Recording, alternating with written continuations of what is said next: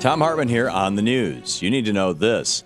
Occupy Oakland demonstrator and Iraq War veteran Scott Olson is still in a hospital in serious condition with a fractured skull after being hit in the head with a tear gas canister during Tuesday night's police assault in Occupy Oakland.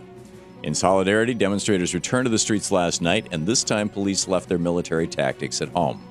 The movement marched to San Francisco across the Bay Bridge with only a few confrontations with police. There are reports that 2 individuals were arrested. Meanwhile, a new report by the Congressional Budget Office this week reminds everyone why they're in the streets to begin with. Looking at income data over the last 3 decades, most of the new wealth in America since the Reagan administration has gone straight to the top 1%. For the lowest 20% of Americans, they only saw a measly increase in income since 1979 of 18%. For 60% of Americans in the middle, they saw a modest gain of 40%. But for the top 1%, since Reagan took office, they've seen their incomes go up a whopping 275%.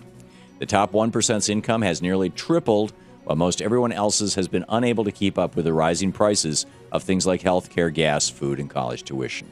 The new Gilded Age in America is upon us, but with action in the streets and the progressive era of Teddy Roosevelt, who broke up the monopolies, kicked corporations out of politics, and promoted a living wage, may be just around the corner. The 6 Democrats on the Gang of 12 Supercommittee put their deficit-cutting proposal on the table yesterday. In it, Democrats achieved almost $3 trillion in savings, more than twice the amount the Supercommittee is obligated to find. The plan includes more than $1 trillion in new revenues, combined with massive budget cuts and even hundreds of billions of dollars cut out of Medicare, much to the chagrin of progressives.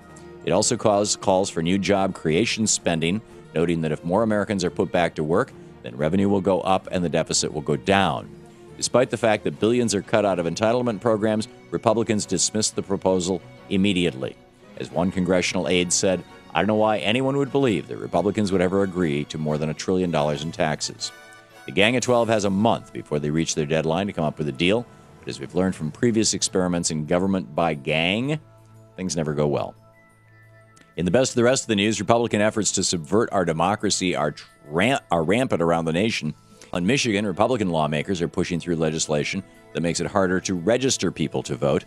Similar legislation has already been passed in Florida, where a high school teacher is now facing thousands of dollars in fines for helping her students register to vote. And in Ohio, where an important election is looming that will determine the fate of the anti-union law SB 5, tens of millions of dollars in outside corporate cash from shady right-wing front groups has been funneled into that state. We saw this same inundation of corporate money in the Wisconsin recall elections earlier this year, and it helped Republicans keep control of the Senate by the skin of their teeth. Thomas Jefferson famously said, "I know of no safe depository of the ultimate powers of the society but the people themselves." Unfortunately, with the Republican assault on democracy and voting rights around the country, it's becoming harder and harder to hear the people's voices. Immigrants need not read. A new and absurd fold in the Alabama immigration law has come to light as libraries are now asking for proof of citizenship before allowing individuals to check out books.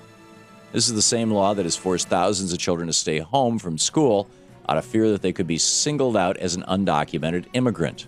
It's the same law that also requires proof of citizenship to get access to water services in your home. So if you live in Alabama, before you leave your house, remember, wallet, phone, keys, and immigration papers. Check. Americans can no longer afford to move. According to data from the Census Bureau, with more young people unable to find a job and move out of the home, and senior citizens seeing their retirement savings wiped out and unable to retire to a new state, the percentage of Americans on the move last year was at its lowest level in recorded history. Only 11.6% of the population moved into a new home last year, the lowest level since the Census Bureau began compiling this data in 1948. Whether it's residential mobility or social mobility, America is turning into a rigidified class system like old India. Give it some time and Republicans will be calling poor people the untouchables. Crazy alert! Residents of Siesta Key in Sarasota, Florida are trying to figure out how a giant Lego man washed up ashore on their beach. The 8-foot-tall, 100-pound fiberglass Lego man was found lying on the beach Tuesday with the words, "No real than you are," scrawled across its chest. One resident said about the origins of the giant Lego man, "I think it's the UFO people, I really do." Whether aliens would use Legos to begin their assault is unclear, but we can officially rule out the Lego company. A representative quickly released a statement denying responsibility for the stunt. Even stranger, this isn't the first time a Lego man has washed ashore around the world. Back in 2007, a Lego man appeared in Holland. And in 2008, a Lego man was found washed up in England. A peculiar Dutch artist named Ego Leonard is rumored to be responsible for the Lego man incidents, and his name was scrawled on the back of the beached Lego men. Either that or our worst fears have come to fruition. Legos have become self-aware. Everyone, quick, disassemble your Lego warships and tanks now, before it's too late. And that's the way it is today, Thursday, October 27th, 2011. I'm Thom Hartmann on the news.